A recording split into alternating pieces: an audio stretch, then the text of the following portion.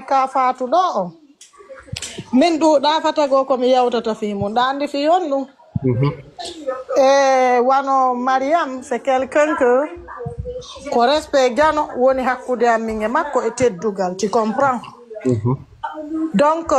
ɓay kanko hiɗa sa haali o monoto mi hiɗa seytane wona hakkude amin tu comprends voilà donc min ka fatu on ko ƴawnimi ɗo koko si fatu honno fi carte d'invitation on ko be famata si Mariam moƴƴini ɗuma honno en nantelam passeport ono wawi waɗude invitation on ɓe wawi refusude mo wawi mo waɗande lettre d'invitation fi addugol fatu ambassade on no wawi refusude lettre on no wawi wonde ko Allah si Allah no muyani fatu argo o are si Allah muyanamo o arata ɗum ɗon fof ko muyde Allah mais min hankin komi nani kon fatu no yewta ko vidéo Mariam min ko ɗum ɗon tuusinmi mi nani fatu no inna wo fulawa on moƴƴanamo kanko fatu min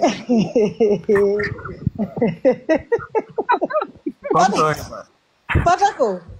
e nder vidéo Mariam Touré on ko ɓe yewti kon fof giram fuɗɗi darde vidéo hammi gayi min ko honɗum mi arrêté je suis en direct dans intervenir voi mo yaltaga ko hunde on to mi reteni e vidéo Mariama Touré o ko mi nani kon fatu no ina wo kanko de fulawa on moƴƴanamo seke yo a andi no wani mi fata ko wa min ɗo si mi yeyi lagine min na mi wata wurude gine ko lagine mi heɓa ko lagine mi janɗi mawɓe an ko to woni minna mi bunga minna mi wata wonde gine no wa'anin mi wanon a faami si tawi woni wano ɓe ɓiɓɓe an ɗo ko Belgique ɓe heɓa ko ɗo ɓe gandi ɓe yahaali gine ɓe wawa yode gine ɓe inna ɓe anda ɗum ɓe wata wonde to par ce que na toon ɓe heɓa mais nokkure ko heɓaɗa ko janduɗa ko neɓiral noon o ari ko saare ɗon han Mariama en hoccimo kanko inna fulawa on moƴƴanamo ko mbo yiɗi fulawa ko menata fulawa no moƴƴani mo mais ala choix fatu hakkude ma e Allah fatu inna an fulawa on moƴƴanama e fatu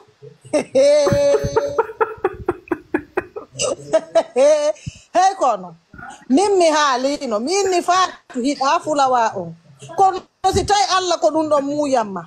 hey kam fata ko ko faalaɗa hunde wosi Allah no muyamma nde hunde est ce que ɗa famude fatu ɗo Mariam o waɗi borom barare waɗi ɗo fi fatu han a faami hande laawu e le ɓe wawi heɓude ɗo wallahi billahi parcelle ɓe darnana fatu si Allah mu yaali fatu e wonu ɗum e dun suudu andi fatu wonta e dun suudu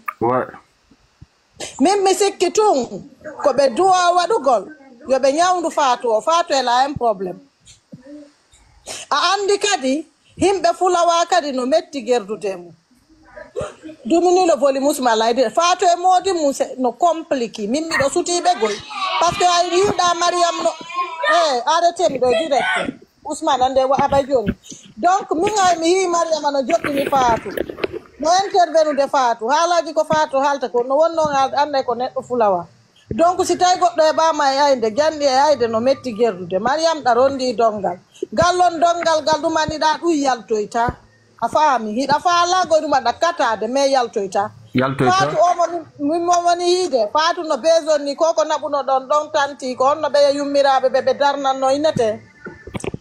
ɓe tanti safi mi sikki tun ɗa duwa ƴettude fatu naɓamo on labta ɗaɓɓanimom atali o naadimo mekke mais fatu e la un probléme o dérange ko hoore par ce que ko fatu waɗata kon ƴetta num koye ɓikkoye mu rondo dolle ara waala e yaasi marɗo hakkil waɗata ɗum a faami donc e la un probléme min mi sikki ñawde ɗo tawinugo dannalngol fatu ma ɗaɓɓalngol mo tere e ɗa wawi ƴettude paykum mari fatu kum naɓa ko e siraɓe ma ɗon ma ko yayma ma wonda ɗon e ɓiɓɓe ma ɓe naɓɓon taw fatu ko laɓtani fatu ya ñawdo fatu e la un probléme modi makko kadi no mari probléme modi makko kañum kadi anda ko faala fam min ardu makko en piiji ɗin kala ko fatu heɓi ko arkise makko mi faala kadi yewtude wano on teren ko ɓe faala darnande fatu ko saare ɗo min miɗo andi ɗo ɓe buyɓe mamum Europe ɗo hay goto ala tere wun ko saare mamum e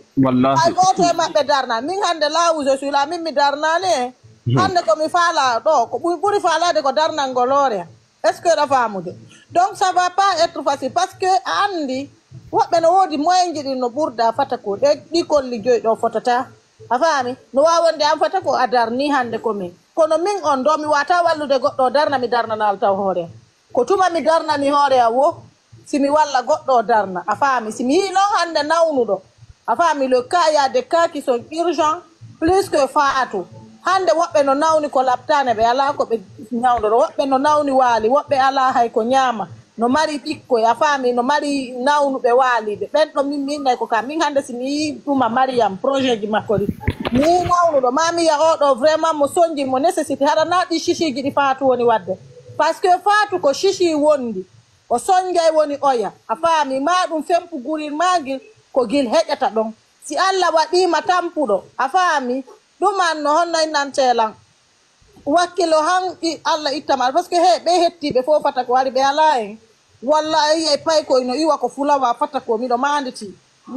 jeune go gande mo mari centre ko wala joinete mo mari centre commercial di Madina mo mari kalise nyola bi on ko iwno futo wari ko na kerali wala ko wala ko sira siyagal o wadayno o wala ko leytabe ko makiti han o wadi tabal han o wadi boutique o watti voyage de Chine et Dubai est ce que da famude donc ala mo sonjota ko si hetto mais faatu ko shishi o wonde mu faatu wana bobo parce que kala debbo andudo gorko a faami donc kanko imo modi makko joni lo ngadi o ya wonda e modi makko parce que ko si tawno gorko no pi demo gorko no sonju demo gorko okkorta mo nyama gorko no lorude maayida gorko ni na watayde mais o yidi modi makko kanko ko fulawa woni o falaka tampere de woni o fa kombo hebida hettare